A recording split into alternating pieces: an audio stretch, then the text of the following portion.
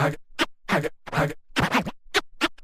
got a letter from the government the other day. I opened and read it and burned that. Man, the way that I live don't concern that. Man, we gon' have to settle this another way. A letter from the government. Without any further ado, I introduce y'all M-1.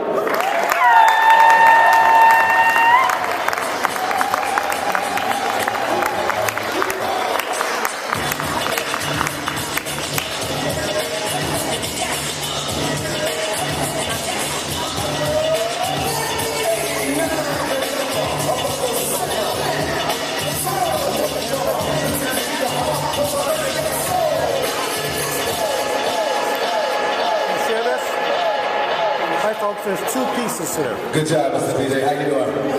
How's everybody feeling out here tonight? Good. I'd like to first start with greetings of freedom. I like to say uhuru, which is a Swahili word that means freedom. That helps to guide this conversation. I hope it will help to guide the conversations that you've had before now and the ones that you'll have after you leave this building. Can everybody hear me right now tonight? Good, good, good. I see lots of revolutionaries in here. Lots of my comrades and shining faces, and I'm glad to be here in front of you. I'm humbled by this opportunity, and you know, honestly, I was brought here to talk about the effect of prison on hip-hop and hip-hop's effect on prison, the reciprocal relationship between the two. But I think this conversation is probably going to go outside those lines, if you don't mind. I think, you know, on the way here, I traveled from Denver, Colorado this morning, and on the way here, I'm reading in the airport about how more and more, I'm basically surmise it, more and more, we're losing all of our rights. It's like literally each second our rights are eroding away, and like slipping through our fingertips, and a lot of us don't even recognize it. I think we're in this place, you know, and I don't mean us in the room. I just mean our people. You know, as we sit and go by, we in our daily lives and what we are occupied with, I don't think we understand how every minute more and more of our so-called freedoms are slipping right through our fingertips. And to me, this is disturbing. I'm looking at my partner, MC Mike Flo, DJ Mike Flo, who's here.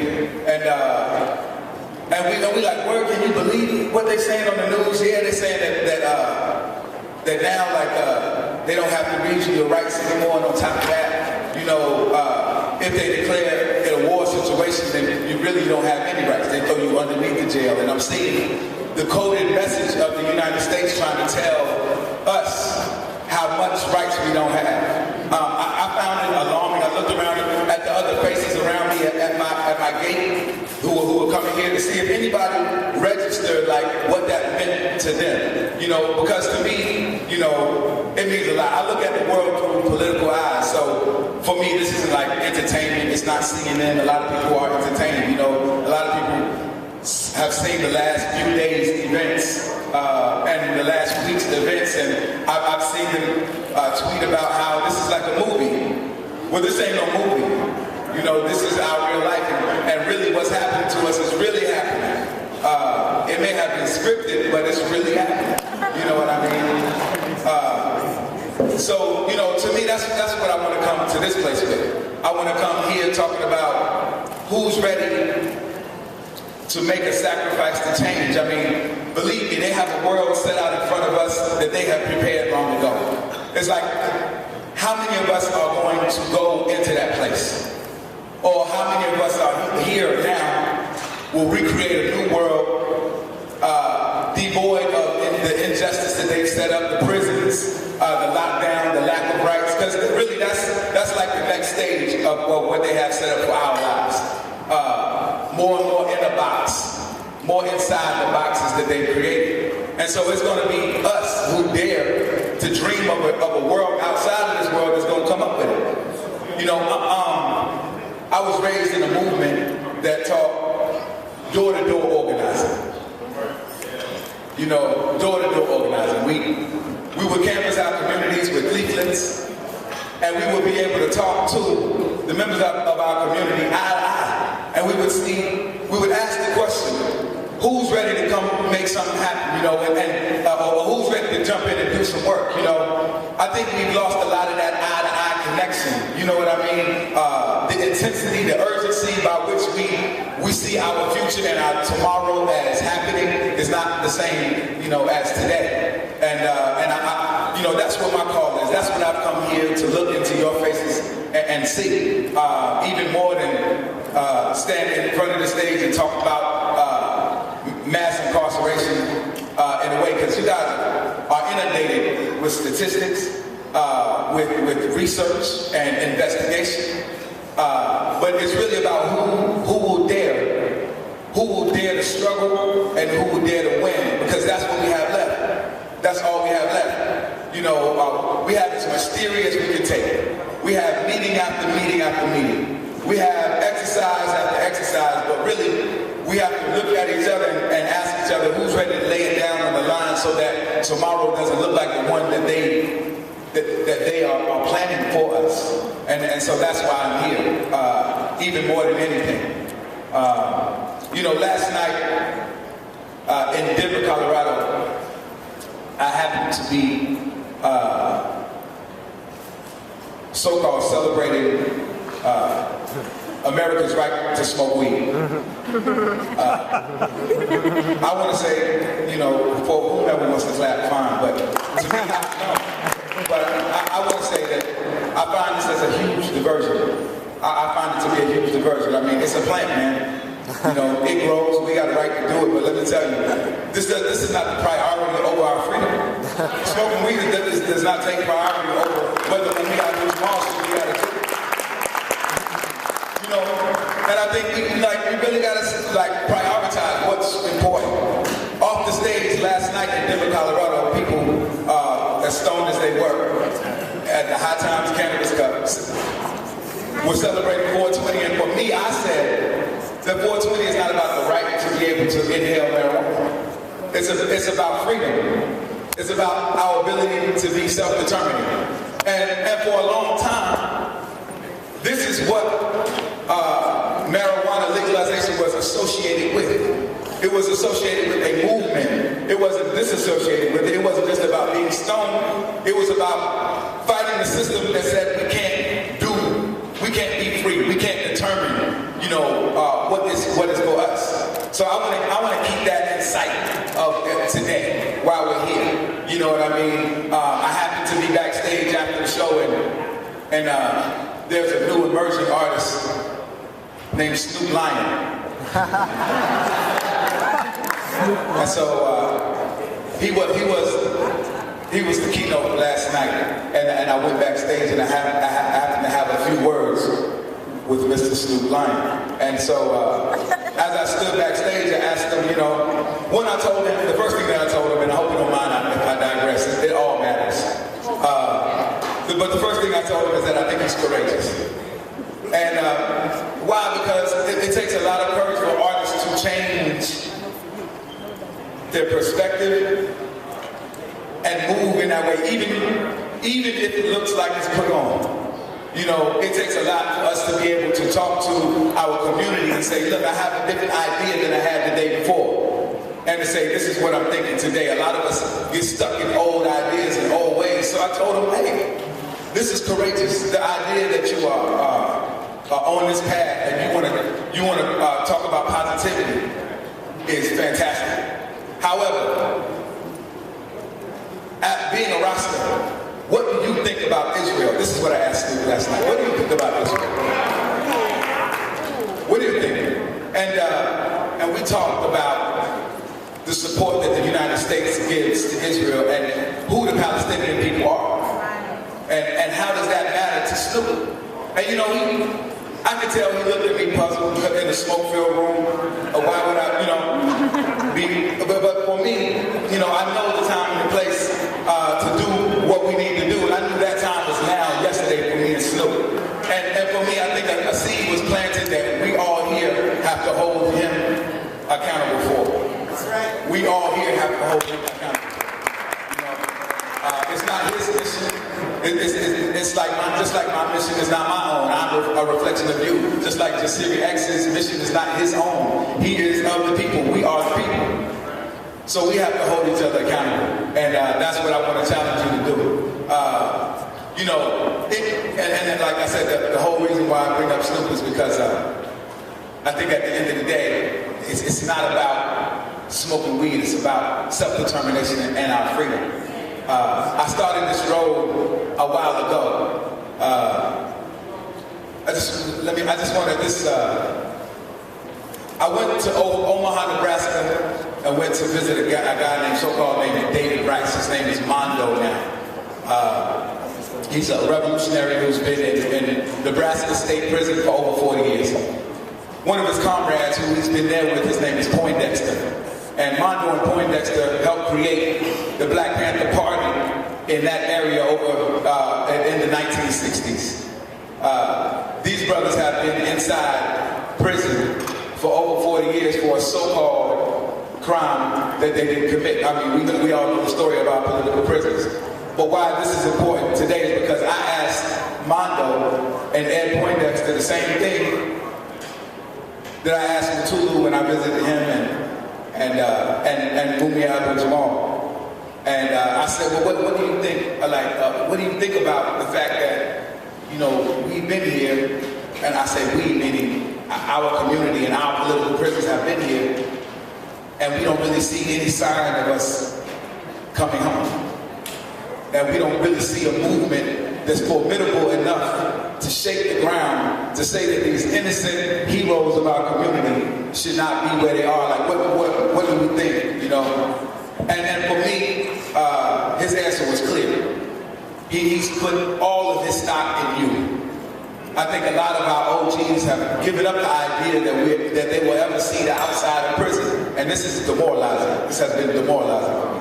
It's something that I fight with tooth and nail in and outside of myself, because I don't see it as acceptable that we leave our warriors, the people who fought and died and gave sacrifice for us to sit here right now.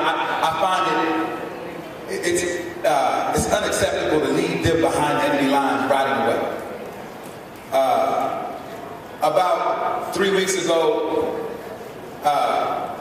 Mutulu Shakur in Victorville, California, where he's in prison now, suffered a stroke. A lot of people don't know that Mutulu Shakur is suffering numerous adverse health conditions. But at the same time that he was suffering a stroke, he was thrown in solitary, and he stayed there for over a month. And so, as much as I tried to go visit him, and you know, and as much as his lawyers tried to communicate with what's going on in the outside world, the more demoralized I got, because I thought, like, how are we going to leave this brother who sacrificed all that he's given to our community to die in prison after all these years? And I'm thinking, what kind of movement are we mounting? Where are we? Where is our movement? Exactly where is our movement? It can't be the talk fest that we're having now. It can't be, you know, if we look at the work that Mutulu Shakur actually did, he would say, we doing the wrong work. He would say, y'all not taking your sacrifice. This is exactly what he told me. He said, brothers and sisters, he said, brother, to me, you got to take your sacrifice. You got to go all out. You got to do it now. You can't act like this for tomorrow. You can't leave this work for tomorrow. We got to go all out today, because you don't know if it's going to be a tomorrow. He didn't know. Look at where he's sitting. He didn't know that he would be sitting here 27 years later in a dark place, suffering from a stroke, trying to get out his last words through a book. He just knew that you and I would come and get him. And I think that we got to look at this way. We can't sit back on our heels. We don't have the luxury to be able to just say I write raps, or just say I got a degree, or even just be a community activist. We have to be international, global agitators. You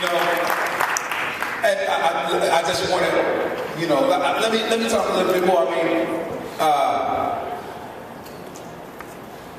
you know, it was inside my visits through the concentration camps. I like to redefine the terms. It was through my visits through the concentration camps that gave me a really clear political education about where we have to go in the future. And let me tell you, when I go to visit brothers and sisters, they say, "Oh, Dad Prez, we know what y'all doing. We see y'all, salute, salute." And what I hear more is there's no respect for the hip hop that's out here today. I'm talking about the brothers and sisters who've been caught up by the rope, who see really what time it is, and who not faking around with it, who not writing fake raps about it and living a fake thug life, who really 23 hours on, 1 day off, live their life behind. And they saying, we know what the real music is. We know, regardless of what the mainstream, people call it the mainstream, I call it the pain stream. Regardless of what the pain stream gives us, there's people, brothers and sisters who, without YouTube, without MTV and BET, without World Star, still know what time it is and can hear the vibration through the music regardless. And I think that's very important. I think you should know. You should know the brothers and sisters who say, yo, I stay up till 3 o'clock in the morning, wait till the community radio station is on, that one DJ, and I press record on a cassette tape. On a cassette tape, so I can hear the revolutionary music. You know, we can get through, we can break through to those people who you think ain't even here. There's a whole community of us. There's a whole community of us. You know, I just think about our prison movement. And, you know, this is where our warriors are. You know, we have to break our warriors out of prison because that's going to be really a part of our change-making community. We got to break the brothers out, sisters and sisters. I started organizing, doing political prisoner work with Fred Hampton, around Fred Hampton Jr. In Chicago, Illinois, around 1992. Does anybody know who Fred Hampton Jr. is? Well, I didn't when I moved to Chicago. I was a new revolutionary, and I had joined the Uhuru movement in Tallahassee, Florida, and I knew that there was political work happening all over, and that we were being lambasted in kangaroo courts around America. But I was dropped off in Chicago, Illinois, on the South Side, and introduced to Akua and Jerry, formerly Deborah Johnson, Black Panther Party leader in Chicago. And I found out that 18 years after they murdered Fred Hampton on December 4th, 1969, that the police had captured Fred Hampton's son. I found this out in 1992. I learned in Chicago about the importance of who Fred Hampton Sr. was and who Fred Hampton Jr. is, all in about 6 months. And in that time, I became the chairman of the international campaign to free Fred Hampton Jr. And I went on what I call a tour through the prisons because Fred Hampton Jr. was on tour. He was in Big Muddy Rivers and he was in Thames. He was in Stateville, which was called Deathville. And everywhere he would go, they would have to move him because he would be organizing other brothers around our rights. He would be creating what was called the Prisoners of Conscious Communique because it's illegal for so-called inmates. I don't even know how to use that word. It's for our brothers and sisters who are behind enemy lines to communicate with each other in other institutions. So he would create what's called the Prisoners of Conscious Communique, and I would take that communique, and I would go to different prisons and pass them out the words of Fred Hampton Jr. because I knew that where we are, that our warriors are behind enemy lines. So we would talk about how important it is that the music reflect what's going on inside and what's happening on the inside reflect what's going on outside. This is the reciprocal relationship that prison has on music and music has inside on our prisons, on prison. You know, what's amazing today is that this has culminated into an amazing phenomenon. There's a campaign that my comrade Rosa Clemente recently pulled forward. It's called "It's Bigger Than Rick Ross," and I got to bring this up right now. And I want to champion my sister because we were victorious around this. A lot of us are talking. And happy birthday to you as well. But I want to say that, this is important in this conversation. Why? Because this person who took on this identity, who used to be a CO in a prison, has taken on a prison identity outside. Now, mind you, the brothers and sisters behind enemy lines don't respect that. If you hear me clearly, when I go, they say, we recognize the revolutionary work. We see Justice X. We salute that. They're not saluting Rick Ross. So how does this phenomenon happen? How does a CO in a prison turn out to be the biggest dope rapper? Okay. But not only that, is his voice endorsed enough that he can attack our women the way he does and the world unites with it? This has to be bigger than hip-hop music. You know what I mean? So, the phenomenon is incredible when you think about it. You know, the effect of music about what's going on inside prison has produced this guy who is attacking us like we've never seen an attack before. Now, I don't blame it just on Rick Ross. We just have to use this example. Why? Because our women have been being attacked for years and years and years, and we have sat by, and a lot of us has just ignored it and said, we'll make revolutionary music. But Rosa Clemente said enough is enough and made a statement about how I and black men should stand up and defend our women. And I want to applaud you for that.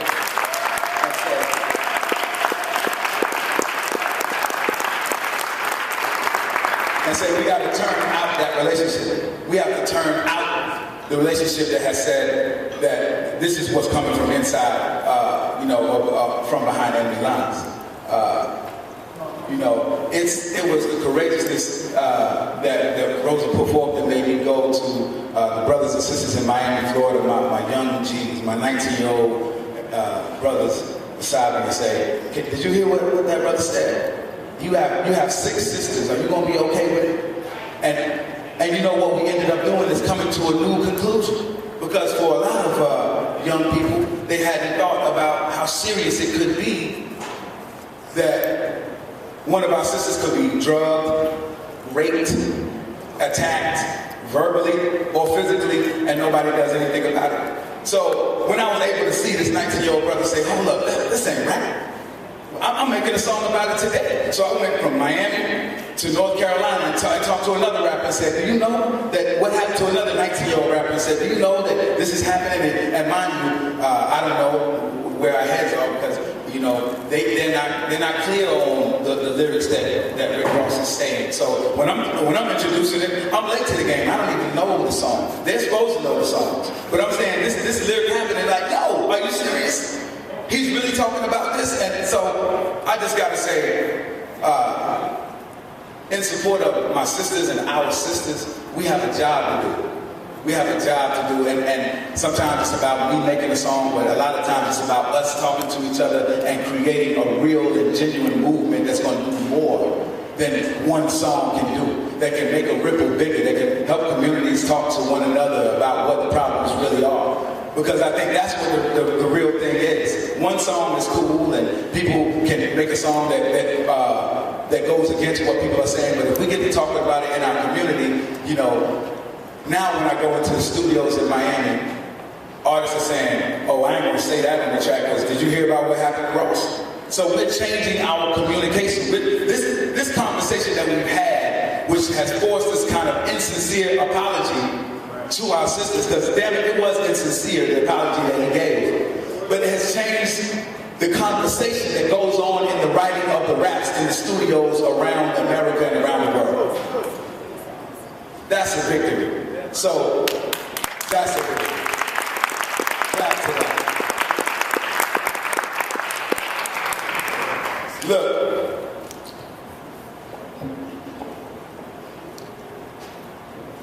as an organizer, I found that where we stand today, we can't be standing here tomorrow. It's not good enough. You know, it's just not good enough. You know, we have to see our future bigger than where we are today. We have to. You know, I thought I was going to come up here and talk about some of the work that I've done throughout the years. It's so not important. It's about where we go from here. Where do we go from here? Why do our organizations have to be in separate directions?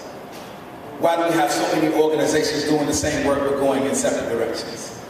Why? Like serious question. I had this conversation with my brothers and sisters around, and we all doing the same work, but we're going in different directions. You know, I'm happy that I can be here, the Students Against Mass Incarceration Conference, and we can actually talk about it. And what it does, because 1 year ago, I'm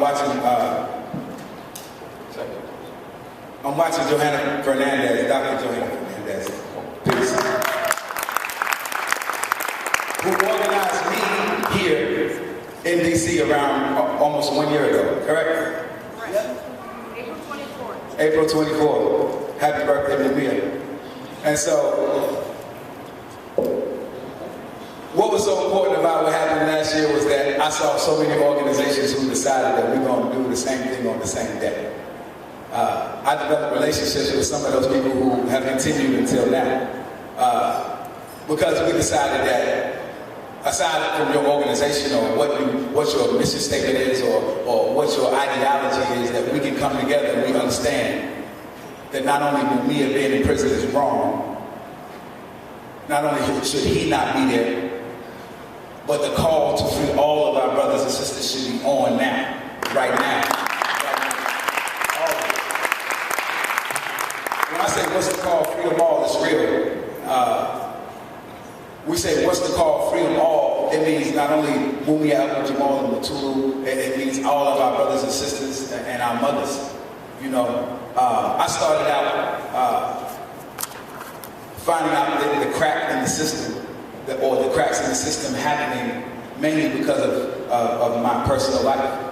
When I was 15 years old, my mother was drug away to prison because of conspiracy, what was it called? It was Janet Reno's mandatory minimum sentencing around crack cocaine. So I was 15 years old and I woke up to a newspaper article. Pardon me, I wasn't 15 years old. I was 17 years old and I woke up to a newspaper article that said my mom, I'm looking at it in the paper, that my mom, that the police had kicked in the door and found $500,000 worth of crack in the box in my mom's apartment. At that time, I'm living in Tallahassee, Florida. So I immediately took a train to North Carolina, and I went on my mom's behalf, and I got a lawyer, and we began to fight her case, and I began to understand what the system is made of. How could someone who, for all intents and purposes, has never committed a crime in her life, how could this system call her a criminal? How could, is it at a point where they're taking the mamas out of the community? And this, you know, at this point, at 17 years old, this was a huge blow to me. I hadn't done a bunch of community work, or, you know, I wasn't trying to be a revolutionary. I didn't even know what I was trying to be. But when this problem came on my doorstep and I was confronted with it, I said, either we're going to fix this system the way it is, or we're going to start again. And this is what kind of motivated me, inspired me to become who I've been today. It pointed me to the answer. It said that if something is wrong, we're going to either find the answer or we're going to die trying. And this was the beginning of my revolutionary search. I started not only visiting my mom in prison, but other women in prison who would give me notes to take to their sons, notes to take to their men and their fathers. And this was my first relationship. For the first 6 years, my mom was so ashamed of being in prison that she refused to write me or contact me or allow me to know where she was. This is that. Now imagine, under Janet Reno's mandatory minimum sentencing law, she got 14 years because a snitch said this is her package, this is her cocaine. For me, the cracks became more evident than ever in the state. The cracks became more evident when I started studying the difference in sentences between what's happening in the black community with what's happening in other communities around the world. Around the United States. I said, oh, we have a tremendous problem here. And this is when I began to organize, So, and I want to say that a lot of times we don't regard what's happening to women in a real meaningful way. The attack on the women in our community leaves the backbone of our community totally unguarded. Totally unguarded. Real talk. And we a lot of times we talk about incarceration numbers, but we don't talk about women's numbers that are right now at an alarming rate. I'm pretty sure all of you know the numbers now increasing, doubling in these times. And I think a lot of times are left out of this equation. So when we're talking about freedom all, we got to talk about our brothers and our sisters. Our brothers and our sisters as it's related. So unfortunately now my mom's out of prison. She helps me do this work. She helps me do this work.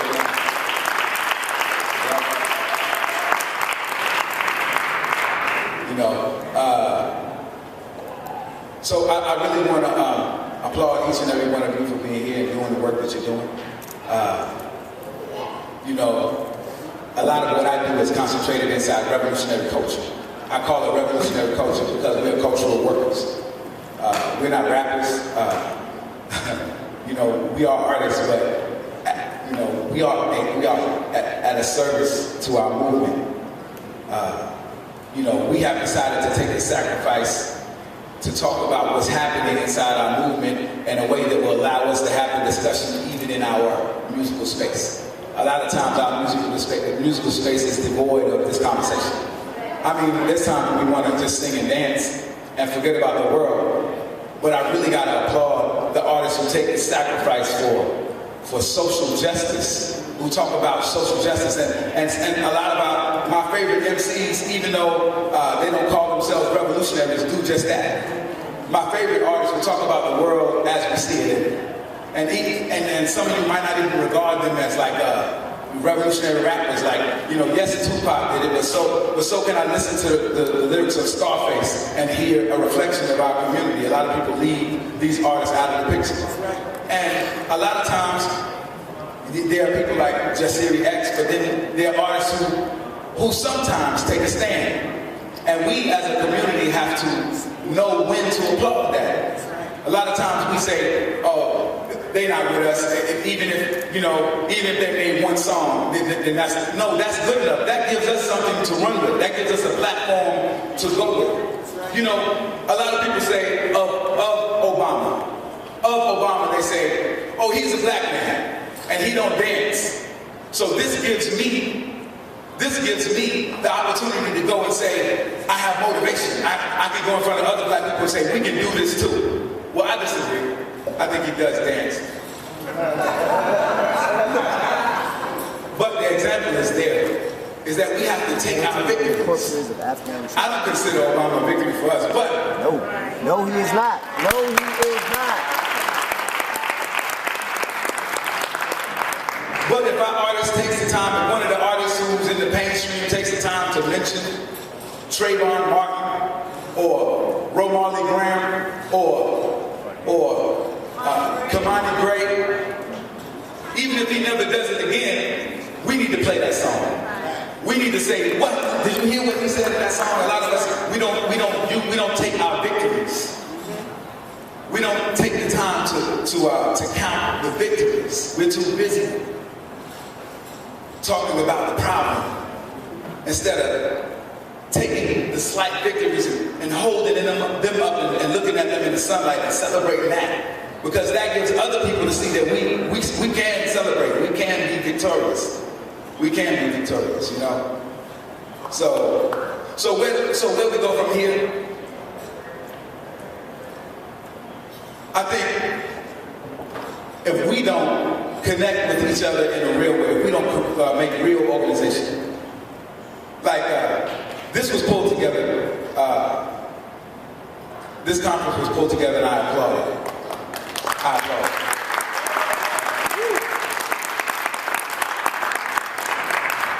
Fantastic organizers, activists. I see OBA Buddha, DC's own here. Army. Cuba's greatest army. And what play did you present today? Maintaining resistance behind bars? Behind the bars. Like I'm talking about a play where he put the words together to use the kids, the children that will carry on our message. Like if we don't see ourselves outside of the parameters that we're in right now, we're gonna lose it. We gotta make plays. We gotta be able to do more than conferences. We have to make the stage big enough and wide enough to encompass all of our needs. If we don't do that, then we're not doing the job. It can't just be for the choir anymore. Enough preaching to the choir. We've been here. We've been singing long enough. We've been singing. It's time to take that action in other places. Let's be creative. We got to be creative. You know, take it outside of panels that, and this is nothing against the panels that happen here, but we got to take it outside of panels that are full with panelists who all agree with each other. And it happens over and over again. I attend these things. And this is not a criticism of this. This is for our minds to ponder and say, this is how we're going to go better. This is how we're going to do it better. Because when you expose the problem to people, a lot of times people have to see the opposition. They have to see the contradiction. If you expose the contradiction, then people can go towards it. But if you don't, a lot of times we keep glancing over the same kind of thing over and over again, talking about it in the same old way. We become numb to it. We become numb to this conversation. We have to be able to expose it in a way that allows us to be more active, that allows us to be more engaged, because we're not. We're not engaged right now. We're not engaged. Where is our movement? I was talking to Rosa and she was saying, well, maybe after Obama we can start this movement again. And I said, well, we got to wait till after Obama. Why do we have to? And I believe that people are who believe that we're doing something progressive. I think there's a general understanding that the people who think we're doing something progressive won't see how non-progressive this is until we get something worse than what we have now. I don't want to wait till there's something worse than what we have now in order for us to make the moves that we have to make. I don't think we should do that. I don't think that's the strategy. You know, I don't think that's the strategy at all. I think we got to start now. I think we got to think about what our leadership is not doing. Even if our leadership is doing a great job, we have to say, because we ain't free and none of us knows the way to be free, none of us ain't got the answer, right? I got an answer. You got the answer to freedom? I do. Well, I'm here to listen to you then. All right. I'm here to listen to you. Yeah. And I'm here to sign your petition after this. For sure. Real talk. Yeah. Real talk. Yeah. Because I'm a leader and a follower. Yeah. And in order to be a leader, you have to know how to follow. Exactly. You got to be able to have done the roles, all the roles of this organizing that it took to build this stage, to sweep this floor, to cook the food, to organize the panels, to make the leaflets, in order to know how to make it all happen at one time. And I'm definitely here to learn how to do that. I want to be the organizer that put me in a place, and we can make, because with one of us, with one revolutionary, we're worth 100 of them. So you can drop one of us in a place. And you can expect us, with the training that we can get out of this, the wealth of people and information we have here, we should be able to drop one of us in Sierra Leone and create a party that's going to be able to change Africa, the interior of Africa. Drop us in Baltimore and help us change the conditions that's happening in Baltimore. Drop us in New Orleans. Send us inside the prisons so we can organize an inside prison movement. Because believe me, this is where the energy is going to come from. Brothers and sisters who got nothing to lose but our chains. Nothing to lose but our chains.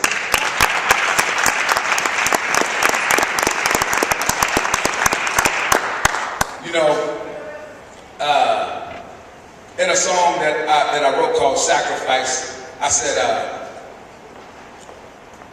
wow, just that. I said,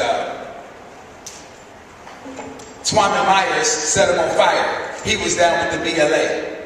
He was 16 when he picked his team. His sacrifice was made.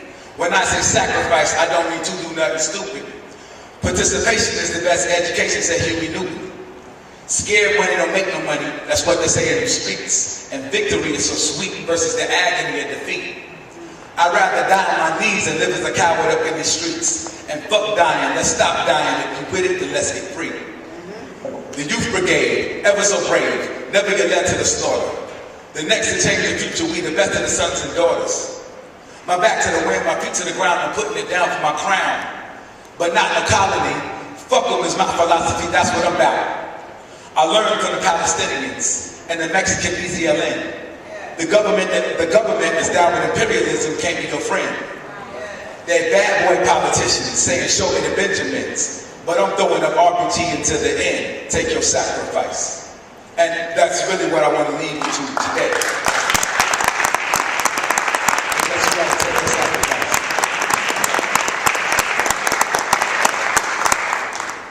Look, you ain't got to be locked up to be in prison. Look how we live. 30,000 brothers a day locked in the bed, the deadly routine, behind enemy lines. In Palestine, you have the biggest open-air prison in the world. So we can't even be talking about freeing ourselves only from behind walls and gates. We got to be talking about freeing ourselves from systems, from walls inside our minds, the borders, the false borders that we created inside our minds. This is the real walls we got to break down. Because as soon as we change our minds, it's over. I know a lot of people are like, man, if we just get enough money, we can create enough, you know what I mean? We can, no, as soon as we change our mind, as soon as you change what you want to do, it's over. If you wake up and you don't create for capitalism, if you don't allow capitalism to flourish, if you don't buy their music, if you don't participate in their system, if you don't do what it requires for their world to continue to turn, it stops. I'm here to tell you, I've seen it. We're overseas a lot. I work internationally. I was in Greece when they reached their crisis.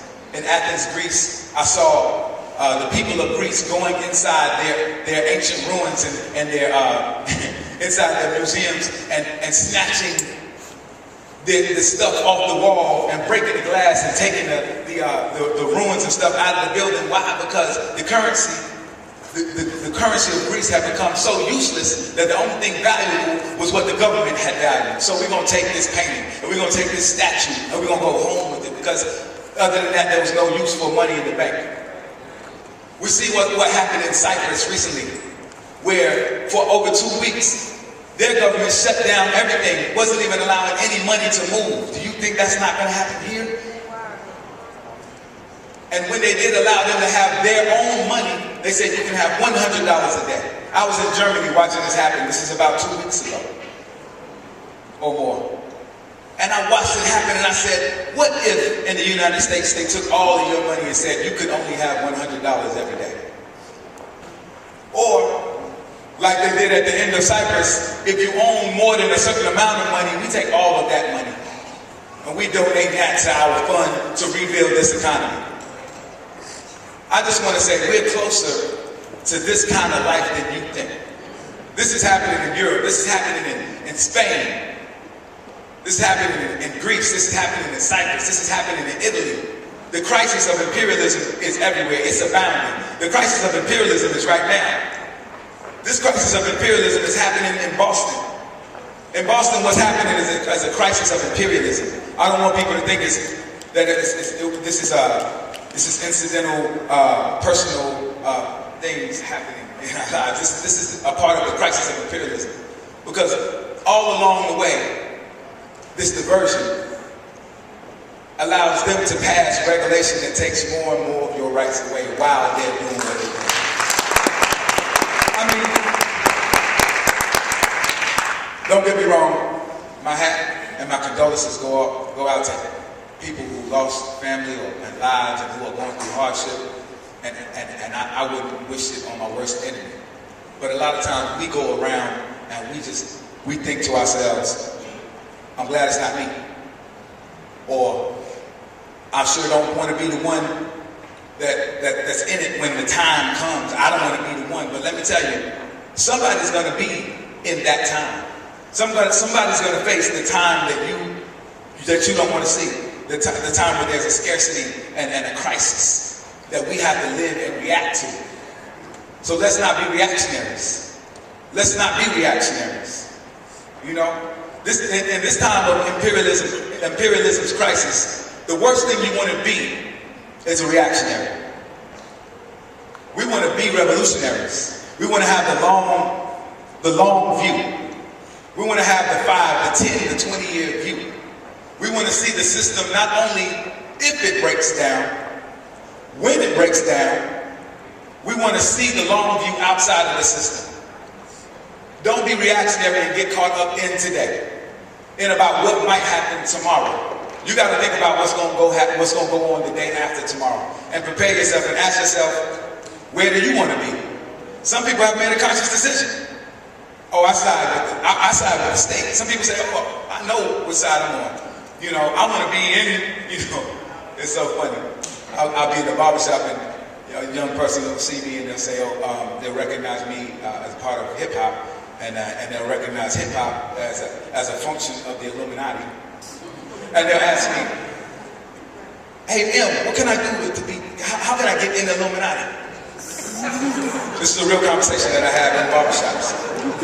I wouldn't waste your time with it, I promise. I found it silly too, but this is a real conversation. They say, how can I get in the Illuminati? What this says to me is that ideologically, imperialism is winning. That's what it's saying. Ideologically, imperialism is winning. Because it's saying, nah, instead of taking down this broken, defeated old system that's talking about my mama and my sister in the most rough kind of way, that treat me like a dog, that don't allow me to have nothing, that doesn't see a real future for my kids, instead of tearing that system down, I want to join it. I'd rather join it. And so we got to change our paradigm. We have to change the perspective of what that means. We have to see victory. We have to empower what it means to be on this side. Not only do we got to make it cool, cool is just one part of it. Just Siri makes it cool. We got to make it functional. We got to make it pay the bills. We got to make it functional. That's what's going to bring the ranks of us back to this side. That's what's going to make us say, oh yeah, that Obama thing didn't work.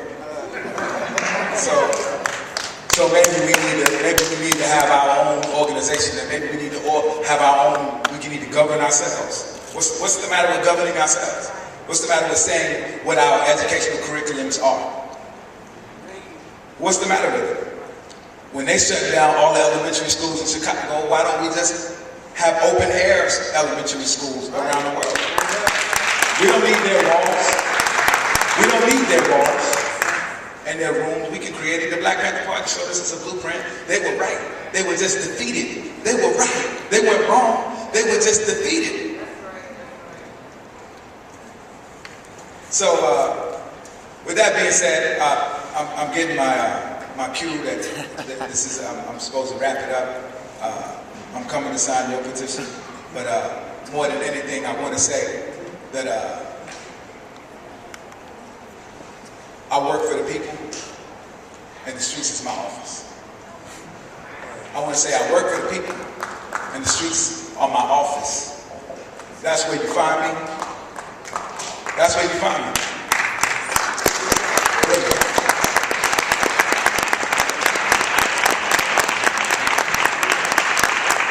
And I want to say that if we don't create a future for ourselves, they're going to create one for you that you're not going to like. You ain't going to like it very much.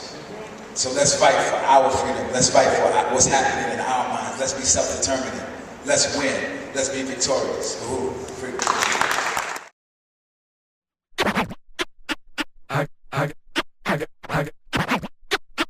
I got a letter from the government the other day. How open and ready to burn that. Man, the way that I live don't concern that. Man, we gon' have to settle this another way. A letter